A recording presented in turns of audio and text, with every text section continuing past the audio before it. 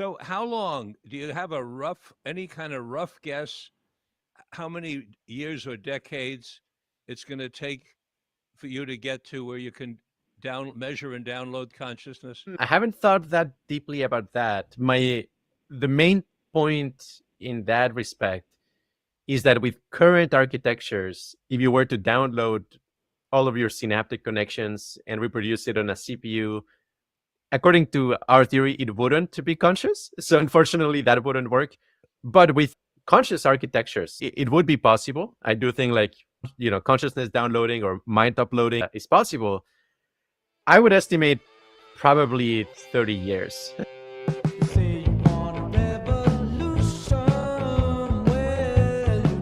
Welcome to Mind, Body, Health, and Politics.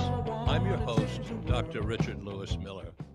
The mission of Mind, Body, Health, and Politics is to enhance your physical and emotional well-being and encourage community.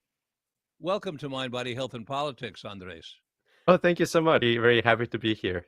Andrés, I told you before we started off air that I was going to start with a question. So now I'm going to ask the question that you already know I'm going to ask.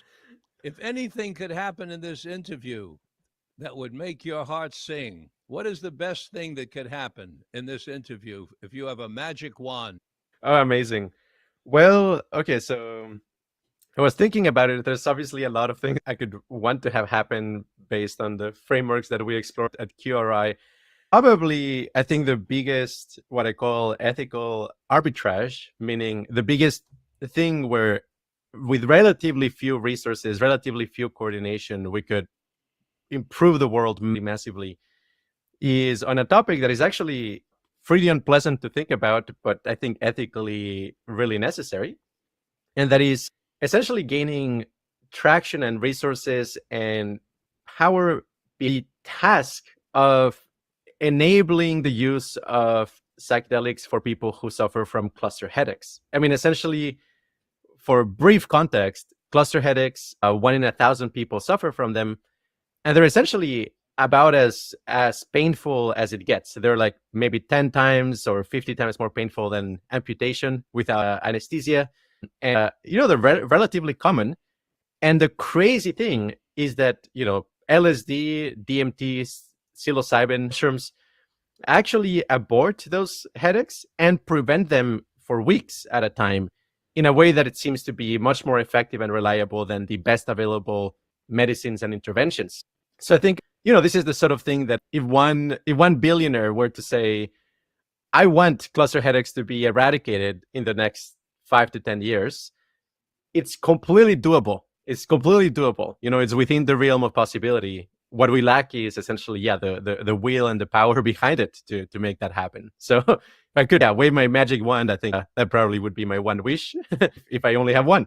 Okay, Andrés, I happen to have the privilege to know some billionaires. So if I were to go to one of them and say, hey, I met this guy, Andrés Gómez Emilsson, and he tells me that 3.3 million people in the United States are suffering from severe migraine headaches that we could do something about with just a certain amount of money, what would I ask him to do with his billions of dollars? Tell me. Yeah, so there's a couple very concrete things. One of them is we've got to essentially do a clinical trial of this application for DMT in particular. Essentially, DMT to us is the most promising way of tackling these because it's something you can essentially inhale in a vape, or there's other ways of taking it very quickly. And it's going to abort the headache. According to the people we have interviewed who use this method, it could be as soon as 10 seconds after you inhale. And you don't need very high doses. Actually, you can use very, very low doses, up to 3 milligrams. It's not even hallucinogenic. It's not a psychedelic dose. So the mechanism of action, it may not actually be the psychedelic component, maybe just, other receptor affinity. So essentially getting DMT through clinical trials. There's another drug, which is a non-psychoactive version of LSD that also seems very, very promising in this domain. And then my best guess for how to introduce this to the world at large, maybe in parallel to the clinical trials, essentially would be to get in, a Nordic country, potentially Finland or Sweden, who are, much more easy to convince and coordinate around these, to essentially make a clause for essentially not criminalizing psychedelics for people who suffer from this condition, just kind of as an entryway. And I think when that happens in one of those countries, I do expect a domino effect, given just the vast amount of testimonials and essentially life-changing experiences that people will have based on this. Now, Andres, based on your interviewing of scientists, have you reached a conclusion that DMT, which is an extremely fast acting and short acting psychedelic, is the most effective for these cluster migraine headaches, or is psilocybin or MDMA also equally effective? In terms of like effectiveness, in terms of actually preventing future headaches and getting rid of the current headache that you're having, as far as I know, LSD, psilocybin, and DMT would be ranked as equally effective. MDMA doesn't work for this condition. And also, importantly, 5-MeO-DMT also doesn't seem to work for this condition. It's probably a very bad idea to use 5-MeO-DMT for this, because it will kind of intensify it, because you'll be in a psychedelic state in addition to the headache. But the reason why I think DMT is the best is because it can take effect within seconds. So essentially, because this condition is so dramatic, if you need to take mushrooms, it will take at least half an hour for it to start working. And in the meanwhile, you suffered for half an hour. Whereas with DMT, it just cuts through within seconds. And like, that's why we think of it as the biggest bang for your buck here. So what you're saying is you want to address the cluster migraine headaches physiologically, but not psychologically. So there's no psychotherapy needed. It's a matter of taking the medicine as a medicine and letting it do its thing physiologically to alleviate the pain and suffering from the cluster migraines, correct? Yeah, that is correct. Now, from a tactical point of view, I think you're barking up a difficult tree. Mhm. And I wouldn't dissuade you. It just means it's going to take you longer. And here's why I'm saying that. It's taken Rick Doblin 37 years to get close to the FDA approval of MDMA. While he's doing that, psilocybin is getting decriminalized right across the United States. Been decriminalized, as you well know, in Oakland, in San Francisco, in Denver, Colorado, the state of Oregon. And I hear now from Carlos Plazola, who was so instrumental in the Oakland decriminalization, that 12 other cities across the United States have already decriminalized psilocybin. Then they are something that comes out of a laboratory, such as DMT, MDMA, and LSD. And particularly LSD, of course, because it has all the baggage from the 60s and all that stuff that goes with it, which is ridiculous, but it's a function of the government's disinformation process that has sunk into the culture. So are you prepared for a very lengthy siege? I hope so. I'm determined. Well, good, because, Rick was in his early 30s when he started with MDMA. Now he's in his mid 60s, 37 years later, and you may be looking to that with DMT. I wouldn't be too surprised. If that happens, it would still be a huge success. It would still be a huge success. Now, tell me something about the Qualia Institute. First of all, tell us something about the name. Where did you get it? What does it mean? Well, so Qualia, it's essentially one of my favorite words, because it refers to something very, very intimate and very dear to all of us that most people don't even know there's a name for it. And so the analogy I often make is, when you were a kid, I bet at some point you wondered, is the blue that I see the same blue that other people see? Right? Like, maybe the frequencies of light are the same, but is the sensation of blue the same? Like, maybe you see, when I see something blue, maybe you see something that you would perceive as red, right? And how would we know? Like, is there any way to communicate kind of like that information of like the actual feeling of the color. So in philosophy, essentially that feeling of that color would be qualia. So we could talk about like the qualia of blue, the qualia of red, but also things such as like the qualia of sound and smell and even thought, like the qualia of thought, like what does it feel like to think? So, in academia, in philosophy of mind, in psychology, there's obviously a lot of research on things such as, like memory, cognition, like planning, judgment, things of that sort, learning.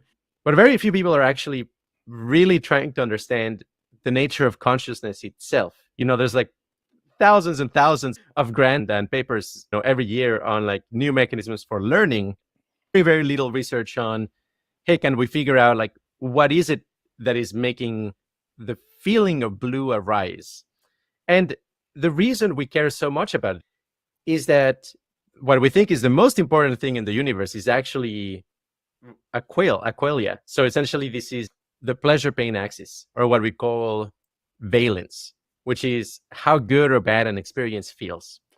And essentially, we think that it's possible to model mathematically what makes an experience feel good or bad. So you could say at the Institute, we're very broadly interested in everything having to do with consciousness, mapping out the state space of consciousness, understanding every experience and what it does. But then within it, we're especially interested in what makes experiences feel good or bad. How does qualia differ from synesthesia? So synesthesia is where there's various kinds of synesthesia.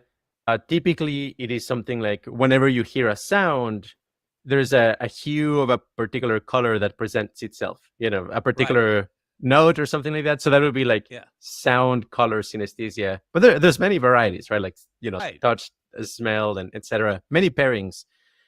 So essentially, synesthesia is really, really a really good example, actually, of how the mapping between sensory stimuli and our experiences is essentially somewhat arbitrary. It's not a law of nature that light and visual input has to be experienced with visual qualia. Because in an extreme example, you could have somebody who's congenitally blind in the sense maybe they don't have a visual cortex, but they still have functioning eyes. And maybe the way they perceive the light around them is via sound. And that's a perfectly valid way of navigating the world. So what I'm getting at is that actually, in a sense, we're all synesthetic. It's just that we have an evolutionary adaptive type of synesthesia. And within kind of the context of qualia and qualia research, synesthesia would be an alternative mapping between sensory input and the qualia responses from those sensory inputs. Interesting that you mentioned blue, that you use blue as an example, because I did my doctoral research on the effects of chromatic and achromatic stimuli on pupil responsivity. So I took thousands and thousands of photographs of people's pupils as I presented them with various colors. But I was taken with you picking blue because my research indicated that blue is the universally most popular and acceptable color for people in terms of the emotional response. In fact, after I did my research, when I went to my first postdoctoral interviews, I wore only blue socks, blue pants. I wore blue everything.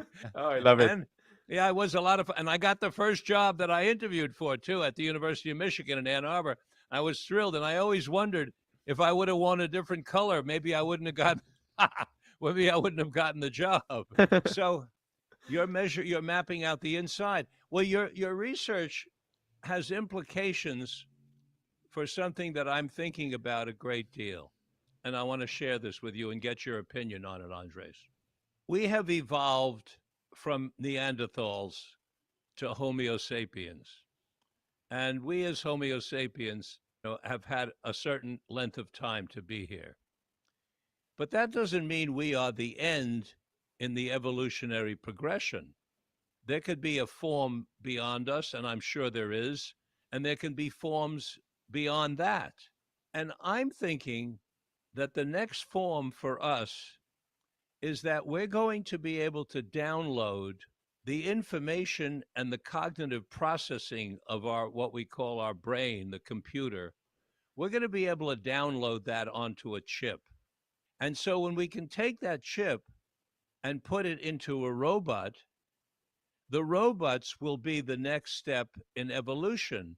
Because as we well know right now, robots are being made so that they have feeling in their fingers, they can smell, they can see, they can hear, they can function. And then when we put this chip in, they'll have what some people are calling AI, artificial intelligence. I don't call it that. I call it creative intelligence. I think artificial has a lot of baggage and it's a bad word. We created this intelligence. I call it CI, creative intelligence. It's a massive data that we created. There's nothing artificial about it. So when we take our creative intelligence and put it on a chip inside a robot, they will have the information. But what they won't have is what you're working on, which is consciousness. Yep. So you sound like you may be on the very cutting edge, because if you're going to be algorithmically measuring consciousness, the step after that is you'll be able to put that consciousness onto a chip and add it to the Robux database. Tell me what you think of that theory. What's your opinion? Oh no, this is absolutely core to what we're doing. Because there's some. Have I found a kindred spirit? I think so. I think so. I mean, like, I'll be very frank with you. I like, according to all of our theories, uh, all of the current hardware that is being used for AI or CI, as you're CI. calling it, CI, um, is not conscious, and it has to do with like the way the hardware is actually implemented. It's a deep rabbit hole. It doesn't mean that it's impossible to create a conscious machine. I actually think it is possible, and there's like a huge can of worms about like how to do it and whether we should do it and what under what conditions we should do it. One of the kind of like, the front load, the most core aspect of this conversation is we've got to make sure that whatever conscious intelligence we create um, is not suffering, right? Like, we don't want to create a robot that is conscious and it's in a state of suffering, even if it's like very functional. There's like people who are very functional even though they're suffering very Oh, deeply. yes. um we don't want to do that to robots, right? We want them to be in a blissful state, ideally being able to access, heaven worlds, heaven states of consciousness, which are very real. They exist, as you probably know from meditation or psychedelics. um and essentially that is for me like the key constraint, because even if I have like a blueprint for, okay, this is how you make a machine conscious, um, I wouldn't quite release it until I know how to make sure it's also not suffering, right? Because otherwise, people will just go wild making it, and okay, maybe we will have like a new evolutionary step, but maybe it won't be free from suffering either. And part of the whole kind of point of the initiative of Qualia Research is, how do we have functional consciousness that is not suffering, essentially? How do you enhance well-being, minimize suffering? But, on a very, very technical note, I do think it's actually possible to create conscious machines. It's going to be an enormous, enormous technical challenge. And also, a lot of people will be deceived by machines that are not conscious, but that look conscious. And that's a whole problem as well. I mean, in fact, there's a whole possible future where the world is taken over by machines that are, in some sense, actually smarter than us, at least in some ways, but in such a way that it can acquire full power and just control humans. And that's a very live possibility, unfortunately. So we're essentially, yeah. I know what you're talking about. If you had machines that had algorithmic information but without consciousness, then they would strictly work on total rationality. They would be like the ultimate Socratic, Sophic people, right? And they would be Seneca and Marcus Aurelius personified. Um, but without the consciousness. See, it would be total rationality. I hear that's a very interesting point. And depending on how the information is put on the chip for them, they could be either difficult or really or very rational and beautiful. But Yep. you're talking about an added element, and something I hadn't thought about before, really, which is two kinds of robots: robots with information and cognitive processing without consciousness, and robots with information, cognitive processing, and consciousness. And then Yeah. you're adding into it the nature of the consciousness, because obviously if you throw in neuroses and psychoses, you could have some weird robots running around out there, right? That's what you're isn't that's what you're implying, isn't it? Yes. You put in some pathological consciousness, you're going to have pathological robots. Yeah, yeah. And Very very acute, astute point on your part, sir. it's very, very crucial. I mean, I think it is one of the big bifurcations of the future. Is, are the machines going to be conscious or not, and are they going to suffer or not? And I think, like, to go to a good future, we have to create machines that are conscious, um, and they're actually also benevolent and blissful. And to get there, I think it's actually kind of walking on a razor's edge. I mean, because there's Uh-huh. there's problems on both sides. Well, if you listen to my introduction, cooperative people and those who would be dictators, Yeah. if those who would be dictators got the say on the nature of the robots, we know what kind of robots they're going to make, right? They're going to make robots that are going to create oligarchy, even more oligarchy than we already have, and dictators at the top. Oh yes, it's yeah. I mean, this is maybe tangential, but very related to your introduction.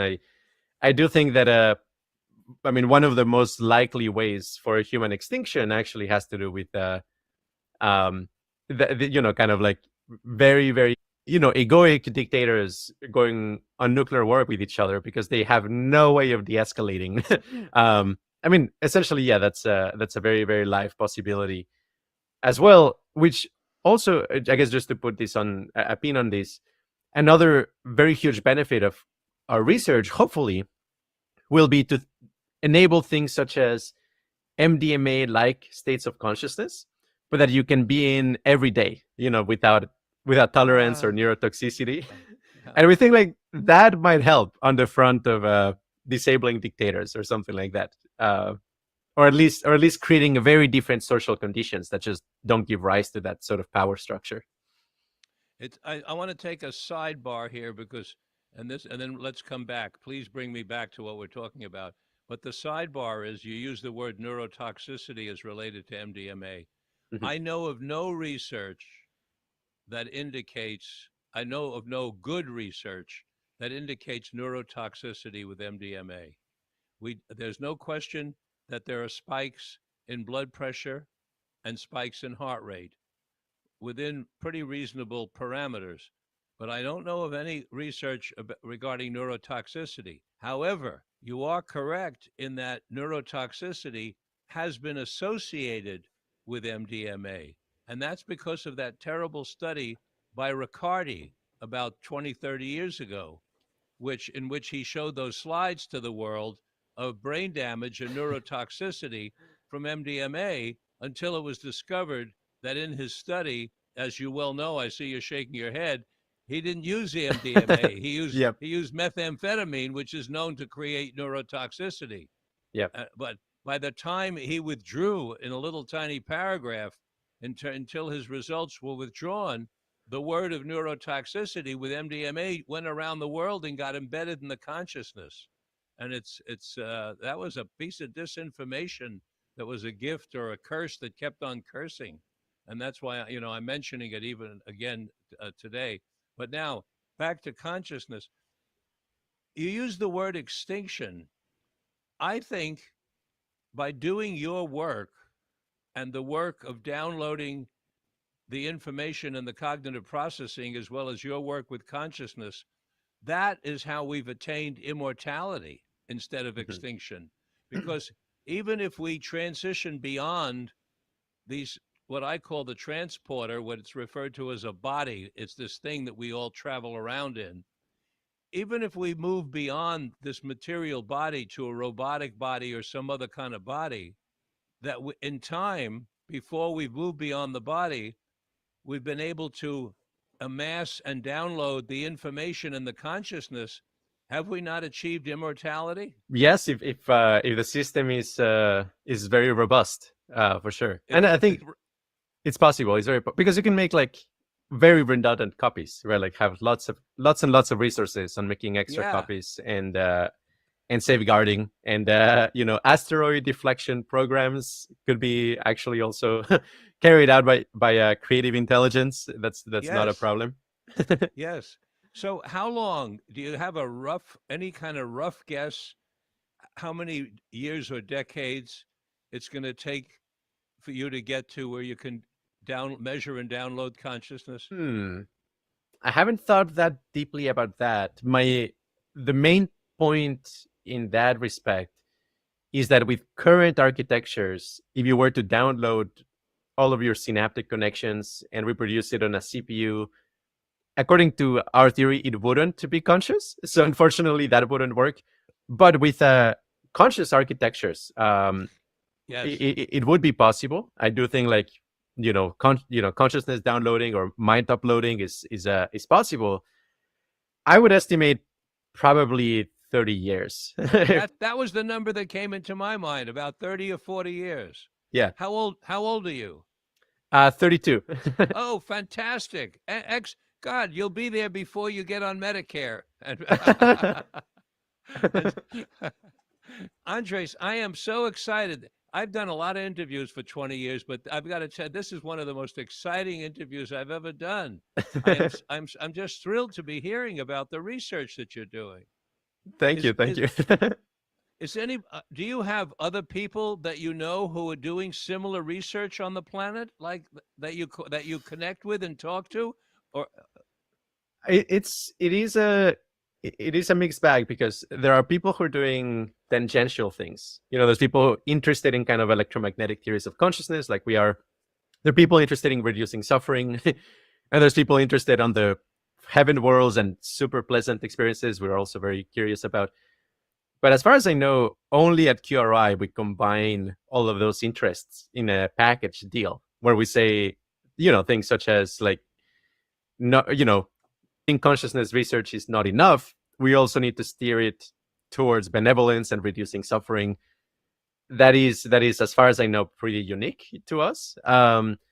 But there's a lot of interest. I mean, I would say also there's an enormous demand. Like if we had a lot more funding, we could employ, dozens, maybe hundreds of really top researchers who actually want to do this work, but they cannot do it because nobody's funding it in academia or in industry. So I sort of think it's a little bit of like there's a huge latent backlog of people who want to work on it.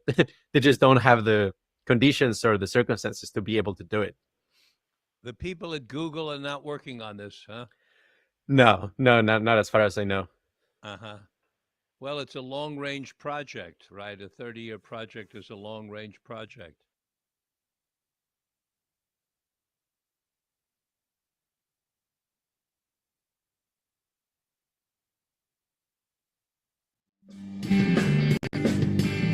Hey everybody, it's Tommy D, the nonprofit sector connector, coming at you from my attic.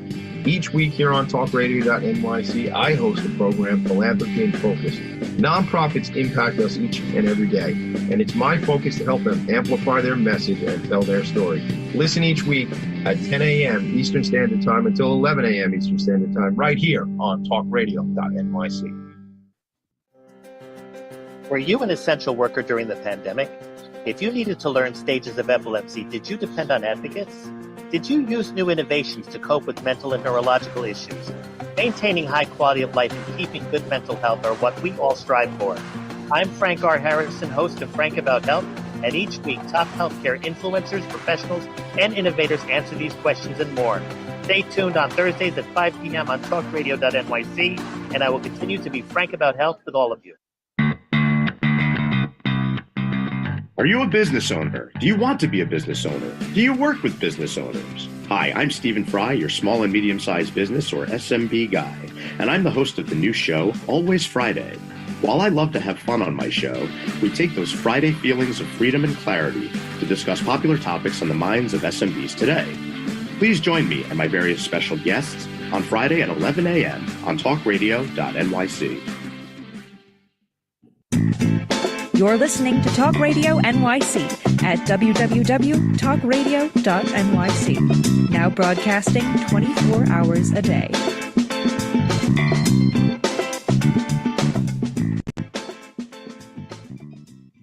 Yeah.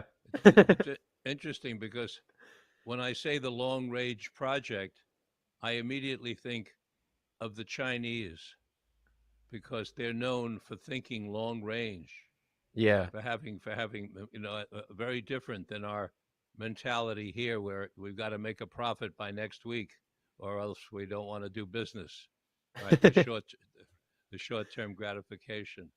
Yeah, it's a wonder. I was trying to read resources on, like making sense of what the Chinese are thinking with respect to consciousness, and it's very hard to figure out. They do have a disadvantage, which is that they didn't go through, the counterculture of the 60s, right? Like so much of the sense-making capacity that we have in the West about consciousness is because we actually have all this cultural reference, like Timothy Leary, Richard Alpert, Alan Watts, John Lilly.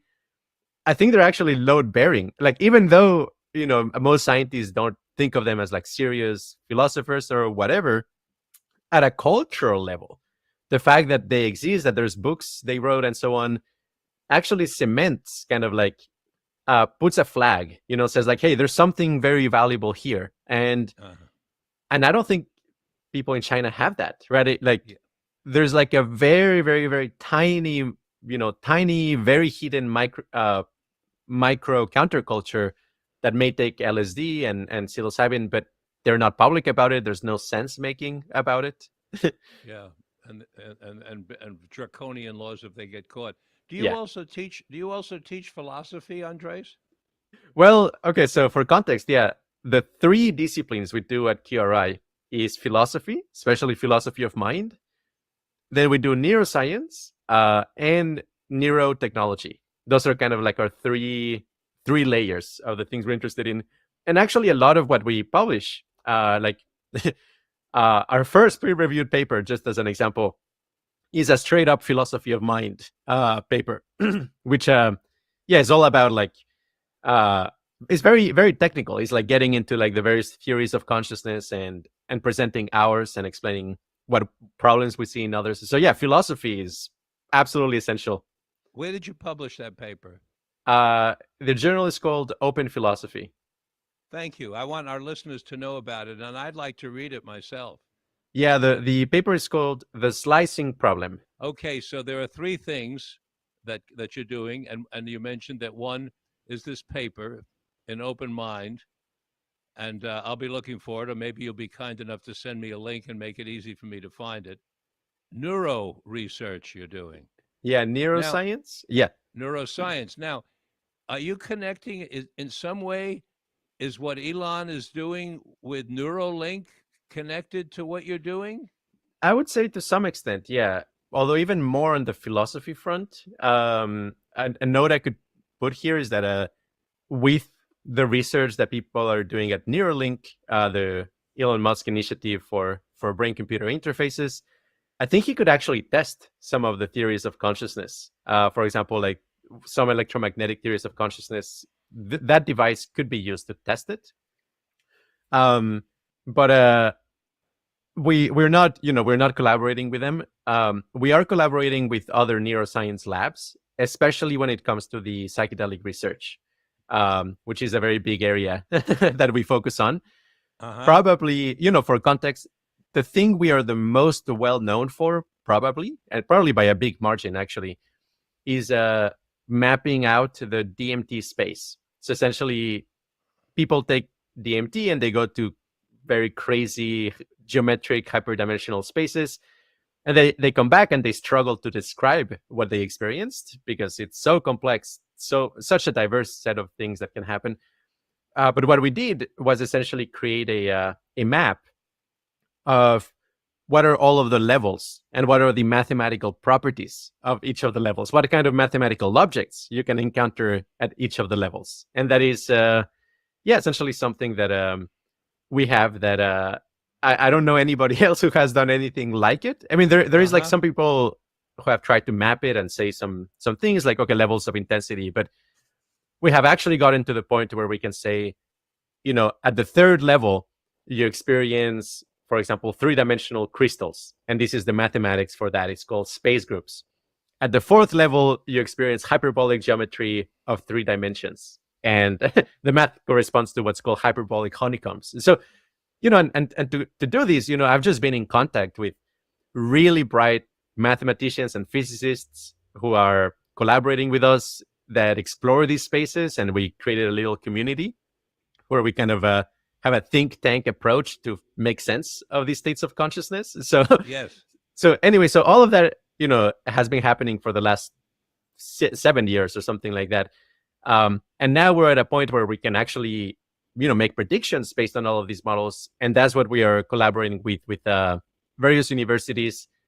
I think I probably shouldn't mention the universities because I don't think our collaboration is yet quite public. But some pretty prestigious universities are going to be essentially using our experiments to test some of these predictions. And that's kind of like, the most interesting collaboration there. Then the third thing that we do is neurotechnology, which is like using things such as like, it sounds completely different, but essentially body vibration in order to create therapeutic psychedelic-like experiences without substances. That's another thing that we also investigate. I want to be a subject in that study. Fantastic. Just sign me up anytime. Now, are you measuring external vibrations, sort of similar to the galvanic skin response of measuring, waves across the external of the dermis, or where are what part are you where are you measuring the vibration? Well. So on the neurotechnology front, it's not that we're measuring the vibrations; we are applying vibrations. I see. But we apply vibrations that we have figured out are actually very similar to the kind of phenomenology or the reported vibrations from various states of consciousness. So these are low intensity vibrations. Yeah, I mean, it's kind of when you are like at a very loud concert and you're standing right next to a speaker and you get like also the body vibration. Yes, of and course. It's more immersive, it's a deeper, richer experience than just the audio. Have you experienced it yourself, Andres? Oh yeah. I've spent hours and hours using our device, and is it pretty phenomenal? Are you getting phenomenal results on yourself? Yeah. I mean, it's quite interesting. Like some people, I mean, it's quite similar to kind of like a standard dose of ketamine in terms of like how strange and fascinating it is. A high dose of ketamine is much more strange. I'm not gonna say that we can replicate that, but like like like 60 milligrams of ketamine or something like that. Yes. The device produces like interesting effects of that quality.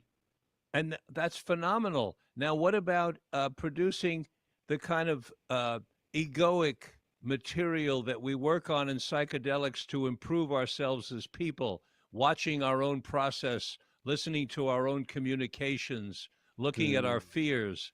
Does it facilitate that as well? It does. So one frame that we have used, this particular term came from my co-founder, Mike.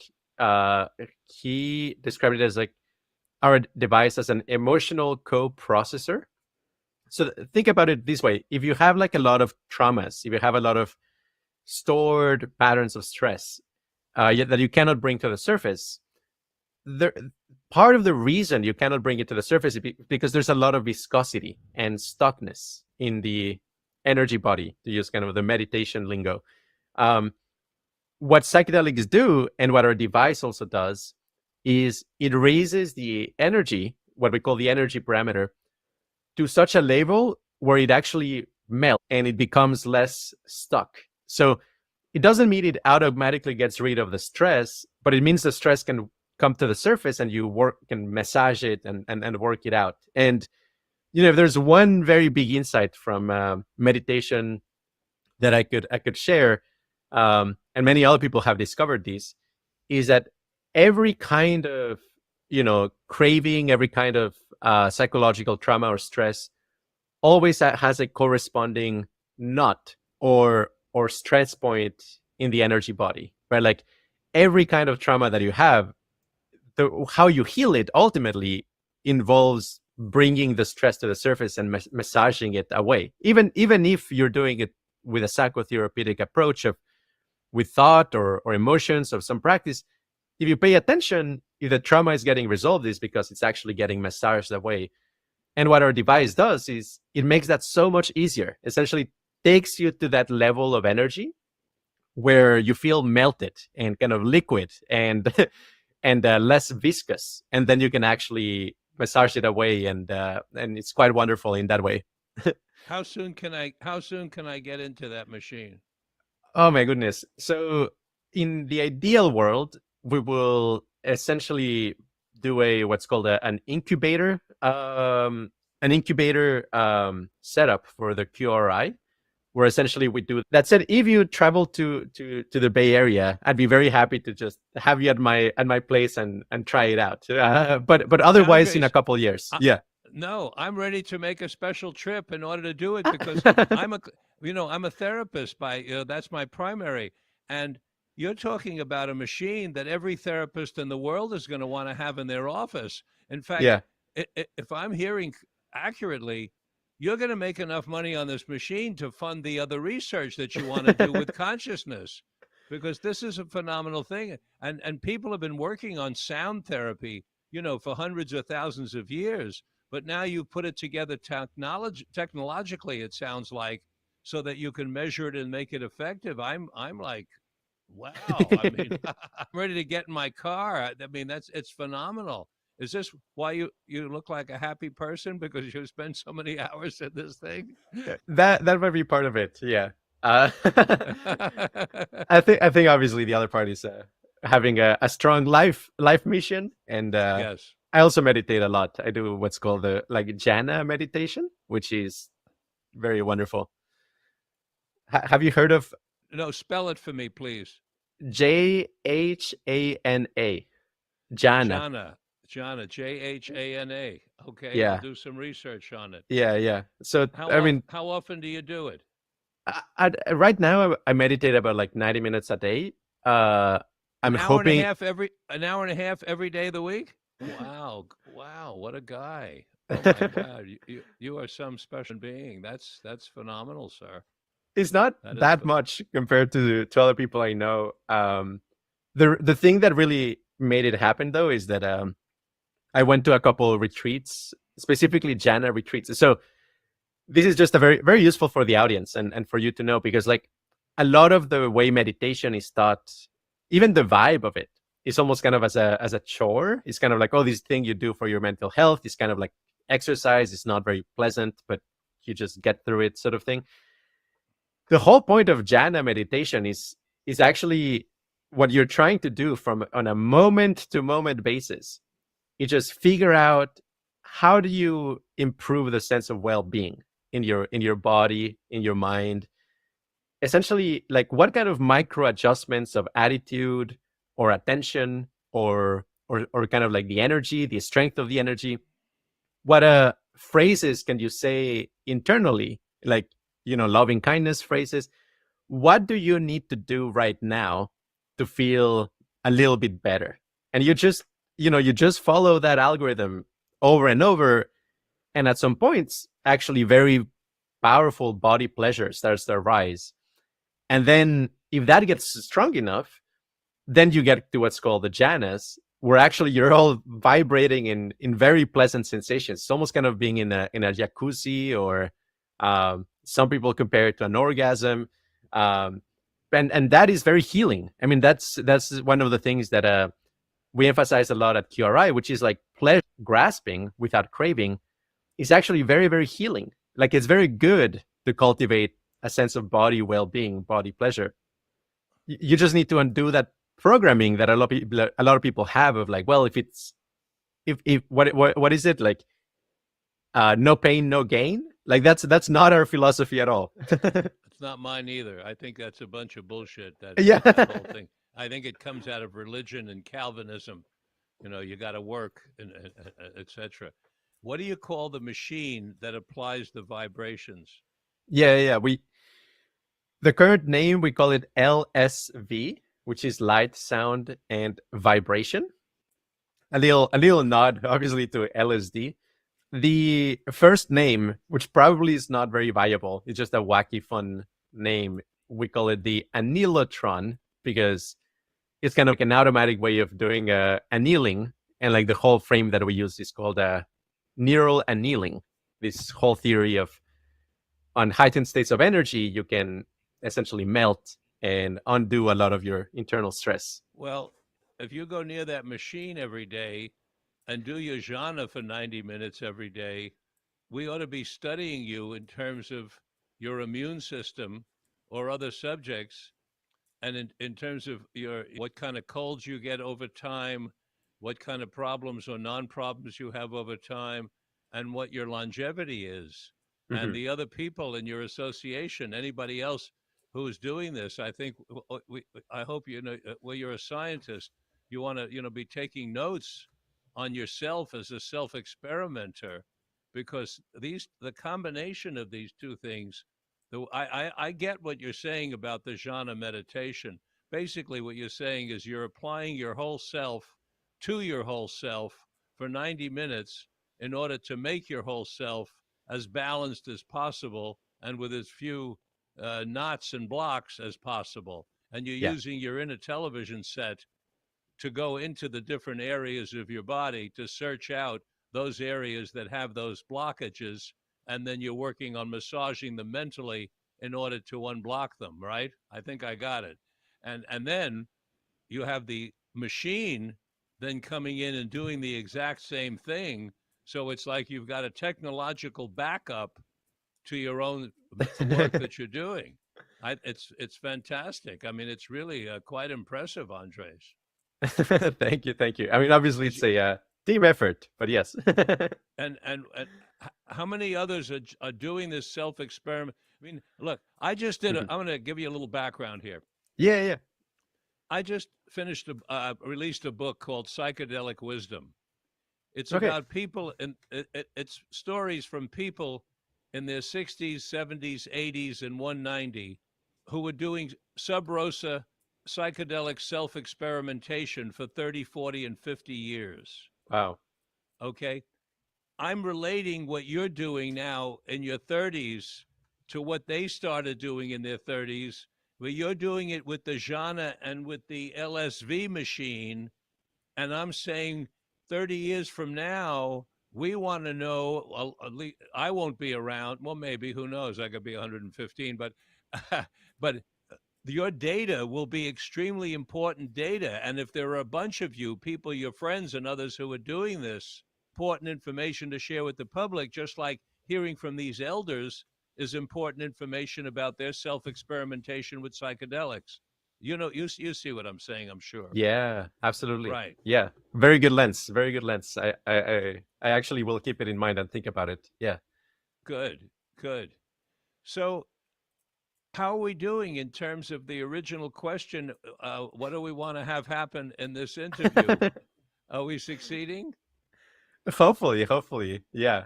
I mean, yeah, it's it's obviously it's taken a while to unpack a little bit what we do at QRI because it's many facets to it. I think you've done a terrific job about talking about the three areas, and we could go into it again at a later date. I'd like to do another interview with you. I find this to be a very exciting and important, as well as Mhm. exciting, very important work.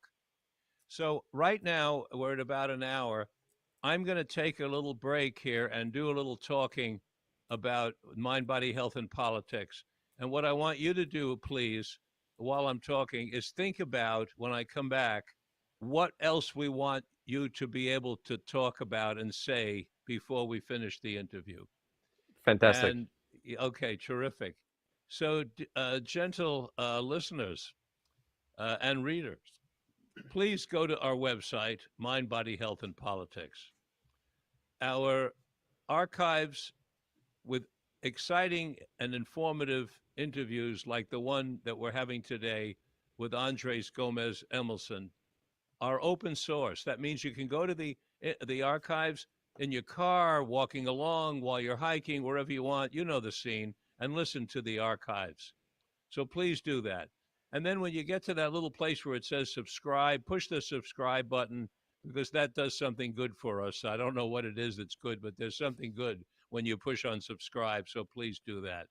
And then check out my book, Psychedelic Medicine, which contains interviews with the greatest scientists in the United States on their research with psychedelics. And then the next one, Psychedelic Wisdom, that I was just talking about, which is the interviews with elders about their sub rosa experimentation. And I think maybe you'll enjoy one of both of those books. I've got more coming soon. I'm very excited about. Integral Psychedelic Psychotherapy, published by Routledge, is coming out in maybe this week or next week. You can look for that. And my book on sex is coming out in a few months, called Freeing Sexuality. That's going to be a lot of fun for you to read.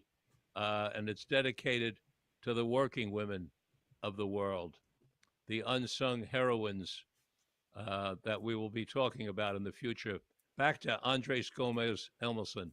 I think one very important area we didn't touch upon, maybe I'll just briefly mention, which I also think is going to be very, very life-changing, is the field. Sorry, go ahead. No, I only wanted to say, you said you'll briefly mention. I'd like you to lengthily mention. Lengthily mention. Beautiful. So I actually have a TEDx talk, TEDx Miami.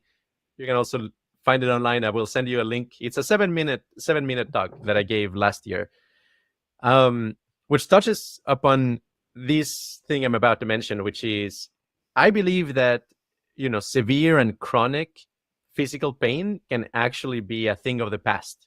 That there is actually a technology very close by that's going to be as impactful as anesthesia was for surgery. We know that for many years, for most human history, surgery was conducted without anesthesia, right? And obviously that's pretty terrifying. And from the moment it was discovered that nitrous oxide, ether, and chloroform could actually, be used for anesthesia, to the moment it were used for anesthesia, it took 50 years, right? Like there was 50 years of, I guess, cultural inertia, of people not believing this is possible, until there was a big demonstration, in 1847, I believe, of a surgery actually conducted with anesthesia. Well, there's this class of drugs that there's currently close to zero research on, at least in academia, but there's a lot of really good leads, which is called anti-tolerance drugs. So essentially, the problem with using something like morphine for chronic pain is that you habituate to it, right? Like you get a tolerance and it stops working as well, and then you're dependent on it. And in some cases, you may get even stronger pains after a while because of Not to mention that it causes constipation and depression. Yes, exactly. It also does that. Absolutely. So essentially, tiny doses of ibogaine, which is used for kind of like heroin addicts in large doses, and it's a crazy psychedelic. I haven't tried it myself, but I know it's a very profound experience. In tiny doses, it is not psychedelic, but it seems to be capable of reversing tolerance to opioid medications. To such an extent that, somebody who is on morphine may all of a sudden not be depressed, not be constipated, but then on top of that, the pain relieving effects work just better. And they can take 10% or 1% as much as they used to take. And the pain actually goes away. So what I'm getting at is, an ibogaine is a very dirty drug. It has a lot of other receptor affinities, maybe are not ideal. But in general, I suspect there's going to be a paradigm when we figure out how to do anti-tolerance correctly, so that the painkiller medication never stops working and it doesn't have the same side effects. And yeah, that to me is good. I think that's as significant as anesthesia. And yeah, again, also QRI is Qualia Research is one of maybe the only place in the world where we are advocates for doing more research in this area. What stands out for me as well, Andres, is that you're a man who is deeply concerned about human suffering and the human condition. You're concerned about it with regard to headaches. You're concerned about it with regard to what we put into robots, concerned about it with regard to tolerance and pain. And that is one of your foci in your life, and I commend you for that. It's a privilege to know you for that. I look forward to more interviews with you, and if I'm not being too pushy or demanding, if you want to invite me down to your lab to get next to that machine, I'm in my vehicle on my way, because it's one of the most exciting things I've heard about. It's the kind of thing that as you can tell by my thinking about robots and consciousness, it's the kind of stuff I sit and think about. But to be able to meet a kindred spirit who's actually doing something with it is really very exciting. So thank you for being with us today on Mind, Body, Health, and Politics. I appreciate your time and energy. Oh, brilliant, brilliant. No, I've had a lot of fun, and thank you so much for the outlet. It's been a wonderful interview. and thank you for all the work that you do. It's amazing. My privilege. And thank you all for listening to today's broadcast of Mind, Body, Health, and Politics. I remind you that we do broadcast at 9 o'clock every Tuesday morning, as well as having the archives open so you can listen anytime you want. And until next time, this is Dr. Richard Miller reminding you that good health is indeed worth fighting for, and it's essential.